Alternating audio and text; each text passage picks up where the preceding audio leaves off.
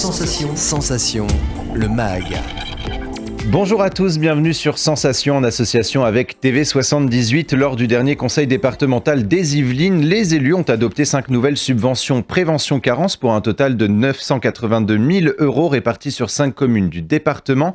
Alexandra Rosetti, conseillère départementale déléguée au logement, nous rappelle les objectifs du plan carence lancé en 2018. Donc ces objectifs, c'est d'aider les communes qui sont déficitaires ou carencées au titre de la loi SRU, puisque vous savez que nous avons un objectif de 25% de logements sociaux. Donc jusqu'à présent, c'était jusqu'en 2025, et puis la loi 3DS a desserré cet objectif, mais il n'en reste pas moins que les communes doivent atteindre cet objectif. Donc l'objectif de ce plan, c'est d'aider ces communes-là à produire du logement social, mais dans un cadre résidentiel, bien sûr, de qualité. 143 logements sociaux verront le jour dans les communes de Saint-Rémy-les-Chevreuses, Houilles, Mareil, Marly, Épône et Jusier. Alexandra Rosetti. Alors il y a une soixantaine de communes qui est déficitaire ou carencée dans les Yvelines, et je crois que 43 ont voté ce plan prévention carence. Puisqu'en fait, il faut le voter en conseil municipal pour être accompagné par le département pour bâtir une stratégie. Donc il y a beaucoup de communes des Yvelines, majorité, vous voyez, 43 sur 60, qui ont souscrit, la ville de Voisins-le-Bretonneux par exemple, mais également Houilles. Voilà, on a voté ce matin quelques subventions pour des communes un petit peu variées. Je pense aussi à Saint-Rémy-les-Chevreuses. Voilà, des communes de toute taille qui sont concernés par le sujet. Ça se fait effectivement, on bâtit, on prend du temps parce que derrière il faut aussi, et c'est une aide du département également, créer des espaces publics qui vont bien. Voilà, il faut que le développement résidentiel soit qualitatif. C'est ce qui importe vraiment au département, et c'est pour ça que le département s'implique dans la construction de logements dans les Yvelines. C'est indépendant, mais tout en étant une des briques qui viennent, si vous voulez, alimenter cette aide aux communes qui ont besoin d'être soutenues. Donc, c'est quand même dans ce plan de prévention carence, c'est un des outils de ce plan pour permettre aux communes d'atteindre leur nombre de logements sociaux, puisque le BRS est comptabilisé dans le logement social et il reste, puisque c'est toujours revendu sous condition de ressources. Donc c'est une façon de permettre à des primo-accédants, à des jeunes ménages, d'accéder à la propriété à des prix vraiment intéressants et de s'installer durablement sur un territoire. Depuis 2018, 1057 logements locatifs sociaux ont été subventionnés par le département pour un total de 13,4 millions d'euros. Face à des revenus parfois fragiles dans les foyers yvelinois, les logements sociaux sont considérés comme une solution efficace. Alexandra Rosetti. Oui, tout à fait. Je pense en particulier aux jeunes ménages, aux jeunes couples, aux jeunes ménages qui veulent s'installer et qui ont souvent du mal à acquérir un bien, devient un petit peu compliqué puisque le prix du foncier est très élevé. Donc le logement social, c'est une solution pour démarrer dans la vie. Et puis le département aussi s'implique beaucoup également dans un nouveau produit qui est de l'accession sociale à la propriété, qui est le bail réel solidaire. Il a créé un office foncier solidaire, parce que l'idée c'est que cet office foncier solidaire est propriétaire du terrain et les personnes qui achètent sont propriétaires du bâti. Ils achètent à un prix vraiment modéré, sous condition de ressources, et ils louent le terrain auprès de l'office foncier solidaire. Et le fait que le département ait créé son propre office foncier solidaire fait qu'il pratique des prix de location très faibles, c'est-à-dire 1 € du mètre carré, ce qui est vraiment un prix défiant toute concurrence. Et si les personnes souhaitent revendre leurs biens, ce sera toujours à d'autres personnes sous condition de ressources. Et dans ce cas-là, ils seront aussi accompagnés par l'office foncier pour trouver les ménages adéquats. La conseillère départementale rappelle notamment qu'en France, 70% des ménages peuvent prétendre à un logement social. On l'écoute. Il y a un manque criant de logements sociaux. Je rappelle que je crois que c'est 70 ou 75% de la population française peut prétendre à un logement social. Et donc, il y a un réel manque. En Île-de-France en particulier, d'où la pression qui s'exerce sur les communes pour en construire. Alors, quand on construit du logement social, le bailleur social a des aides de l'État, mais ici, il s'agit pour le département de permettre à des opérations, de faire levier sur certaines opérations, soit par de la minoration foncière, par exemple, soit en aidant effectivement un peu plus le bailleur pour obtenir des logements vraiment de qualité.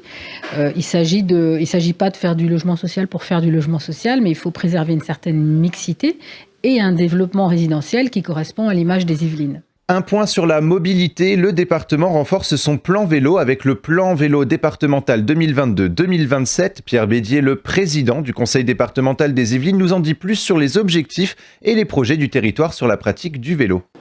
On souhaite déjà depuis plus de 15 ans dans le département que ces pistes cyclables, ces circulations douces puissent être développées sur l'ensemble du territoire yvelinois.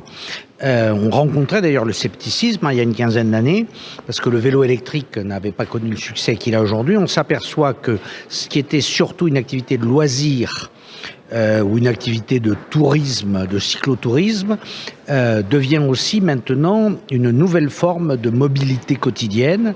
Des gens se rendent au travail en vélo parce que le vélo électrique permet d'effacer un peu les distances et le relief.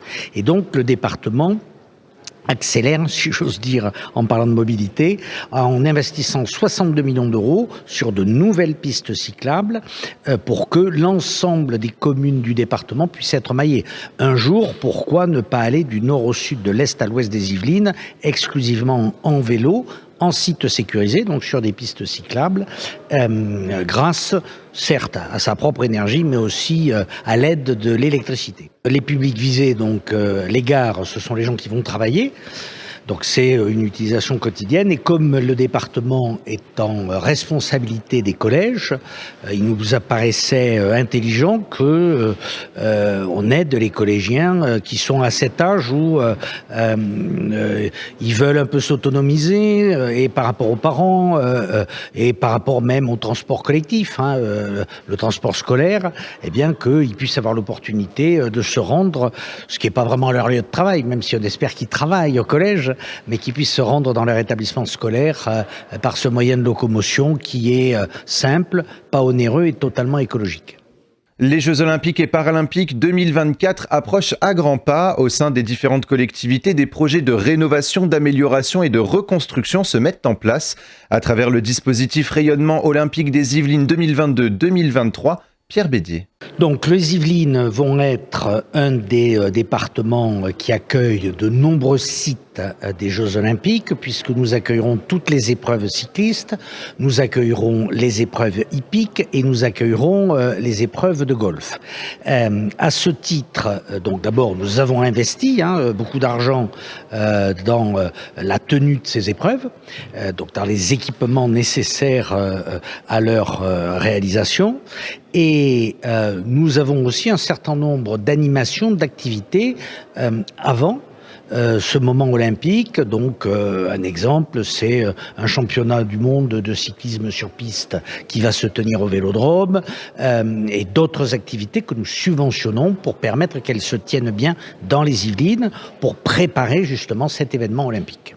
Oui, c'est valoriser le sport, c'est aussi et surtout valoriser les Yvelines, département sportif, et que on découvre que la pratique sportive plein air, elle est totalement associée aux Yvelines, parce que on a l'espace naturel et la qualité de l'espace naturel. C'est agréable de faire du vélo dans les Yvelines parce que les paysages sont variés, on traverse des villes et des villages d'une beauté incroyable, il y a des sites prestigieux.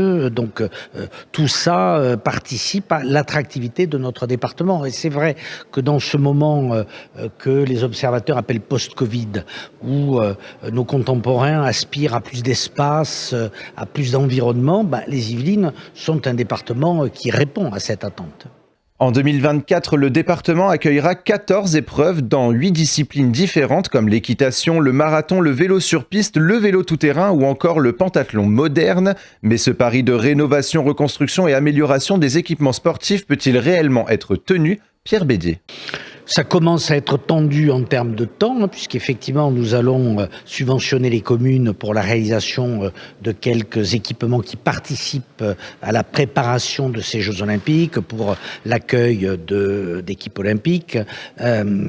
Les délais sont un peu tendus, mais je pense oui qu'on peut encore y arriver. Mais il fallait vraiment délibérer là maintenant pour que les communes ne perdent pas de temps à nous demander ces aides et qu'elles puissent réaliser les travaux. C'est la fin de cette édition. Merci de nous avoir suivis. Vous pouvez retrouver cette émission en podcast audio et vidéo sur notre site, notre chaîne YouTube et notre application Radio Sensation.